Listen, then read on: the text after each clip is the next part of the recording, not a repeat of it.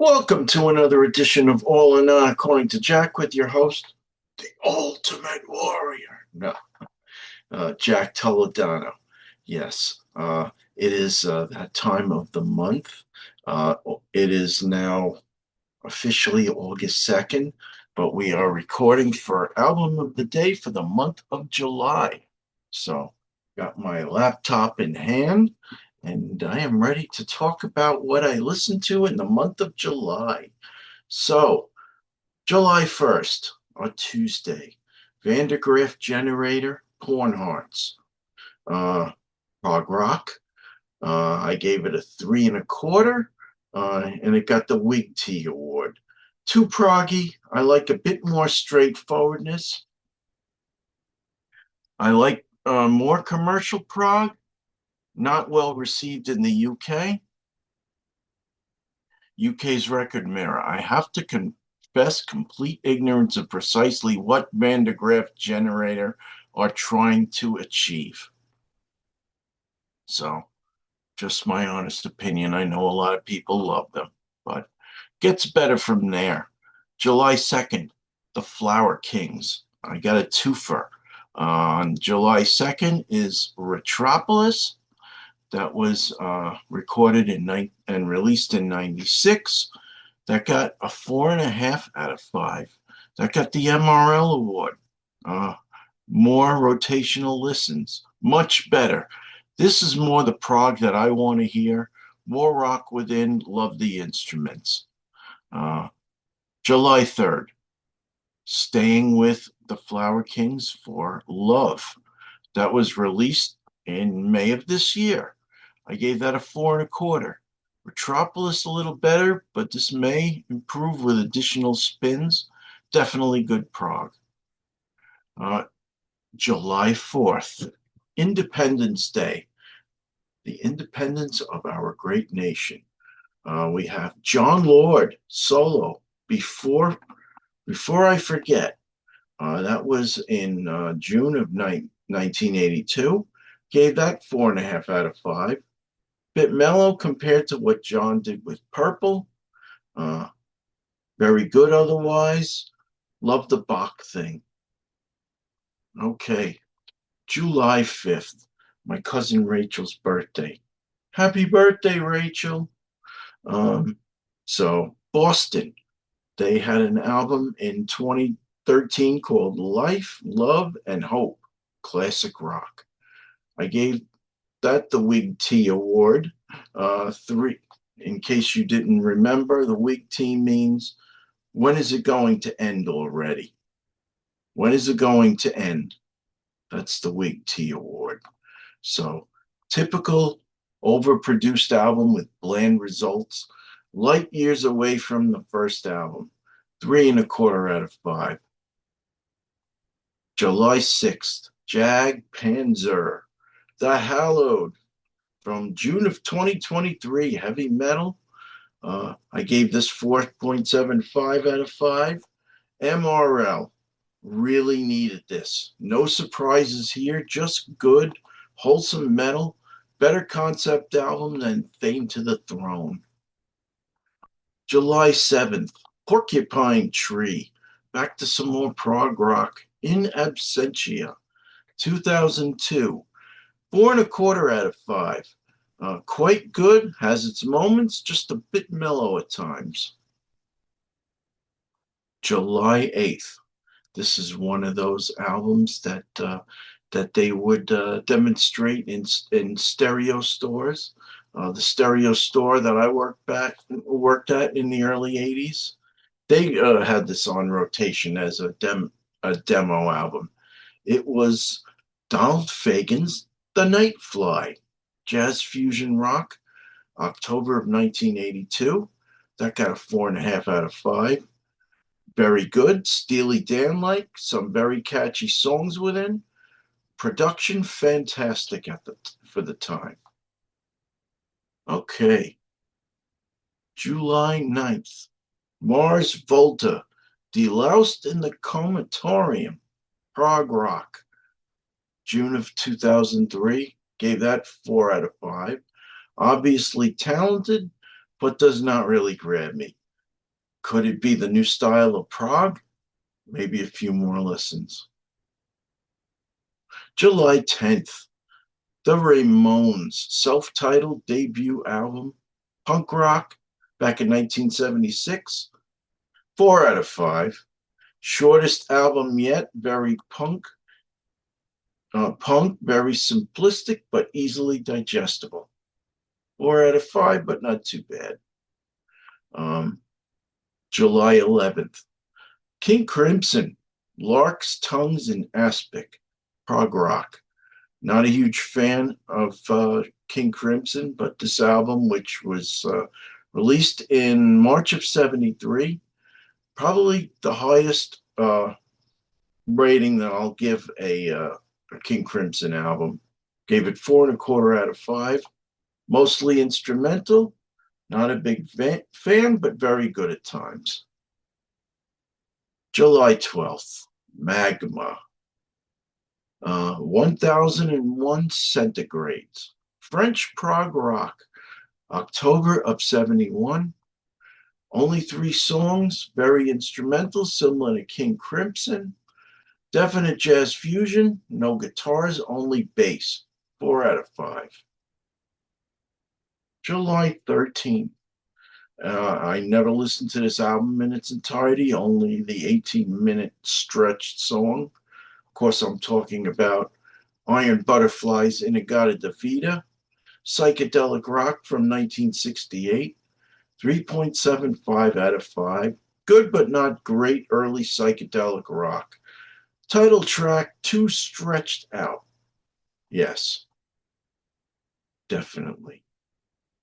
July 14th, middle of the month, almost. The Scorpions, Fly to the Rainbow. November of '74, 4.5 out of 5.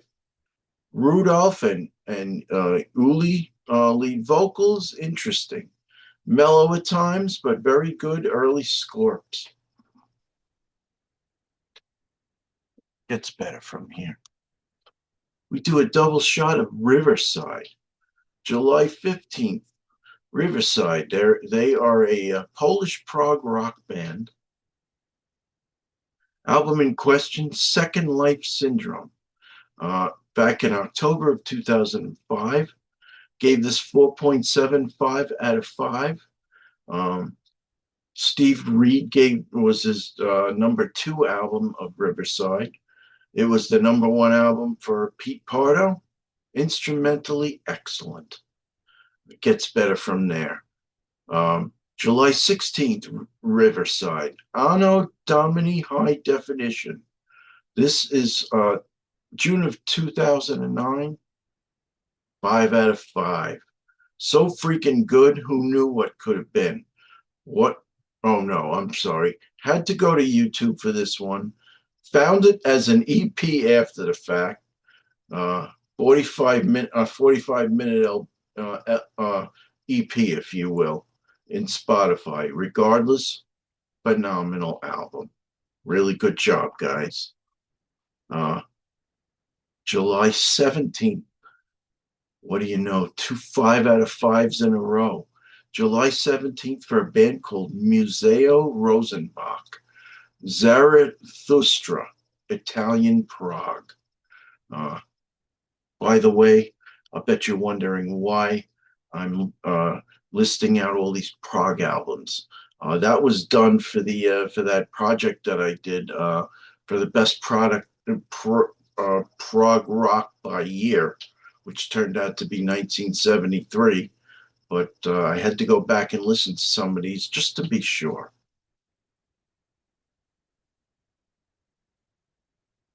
So this was April of 1973. 5 out of 5, so freaking good. Who knew what could have been? 1 album in 20 years. That's a shame, because this is really good. Okay, July 18th. Spock's Beard, Oblivion Particle, prog rock from August of 2015. I gave this one 4.25 out of 5. Started off very promising, quite good, but not as good as Brief Nocturnes. Okay, July 19th, Jack Panzer once again. Mechanized Warfare. Heavy Metal from 2001. 4.5 out of 5. Nice return to normal metal after Theme to the Throne. It was their attempt at a concept album, very um, Shakespeare-esque, but not really my cup of tea. July 20th. I've always been curious about this band, Muse. Album's called Show Business. Alternative rock from September of 1999. 4.25 out of 5. Pretty good. Not really my cup of tea, though. This next one is my cup of tea. July 21st. Uriah Heep. Outsider. Prog and hard rock from 2014.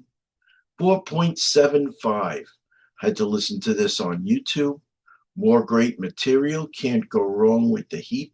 And it only gets better in the next 2 releases. Good job, guys. Okay. July 22nd and 23rd is a double shot of Queensryche. Operation Mindcrime 2 from 2006. 4 out of 5. The first Mindcrime is better, good, but not extremely memorable. July 23rd, Queensryche, the self-titled album from 2013. This is the first album with Todd Latour as lead singer. Does a great job as a replacement vocalist.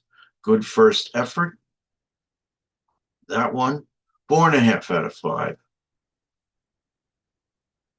July 24th. Always been meaning to check out this band, but never have, believe it or not. Though I'm a metal guy. We're talking about Merciful Fate, their first album, Melissa, from October 1983. Good standard metal with Halford-like screams, although the screams can be considerably grating at times. So 4 out of 5. I need to listen to a few more of their albums, but yeah.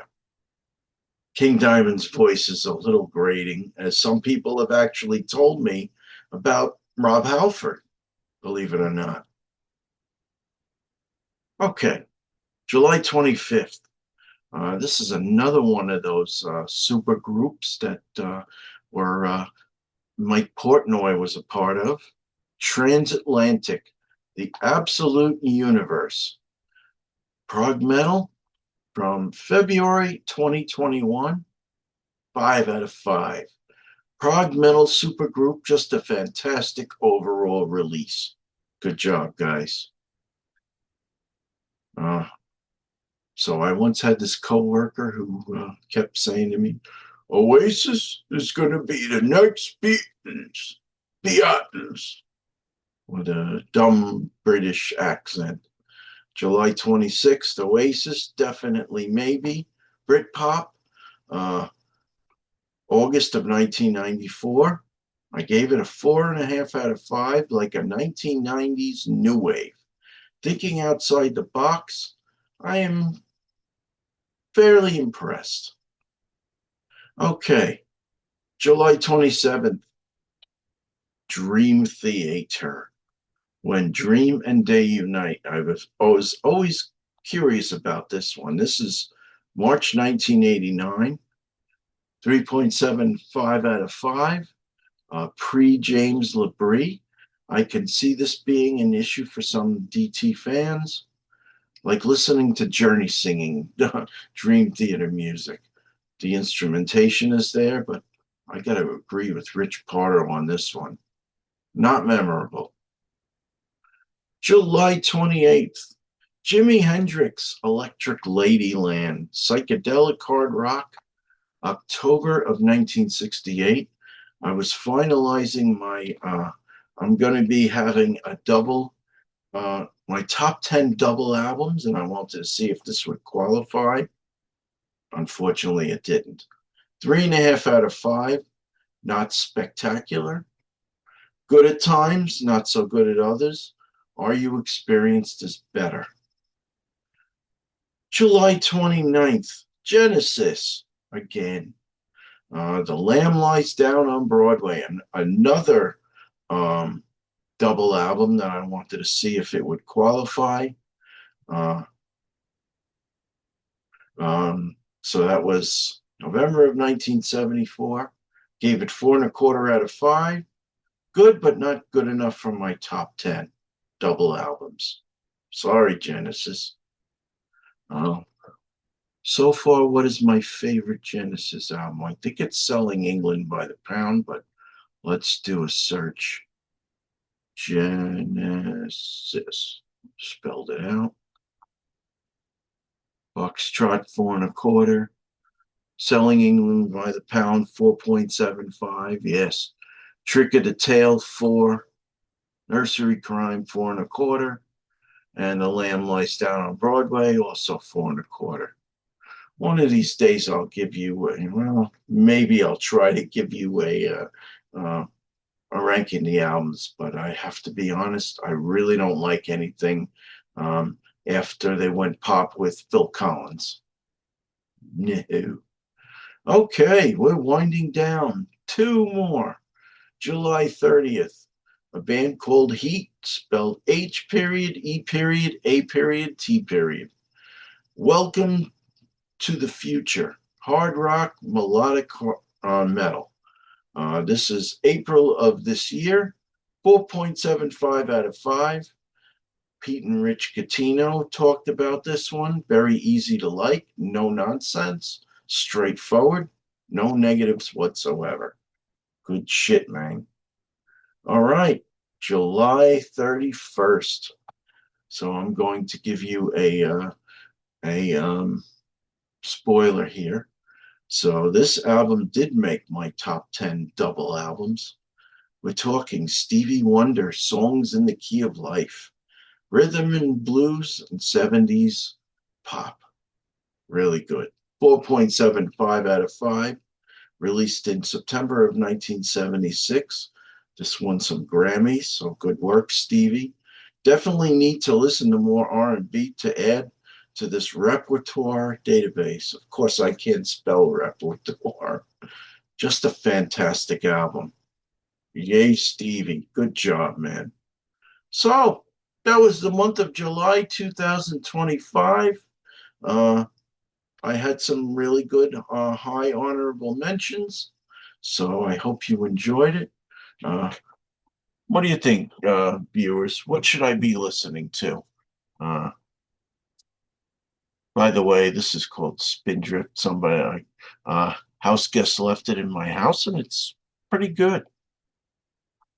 4% alcohol, unsweetened, um, 84 calories, yet it's unsweetened. Wow, that's odd. Anyway, Jack Toledano, all or not according to Jack. Good night, all. Bye.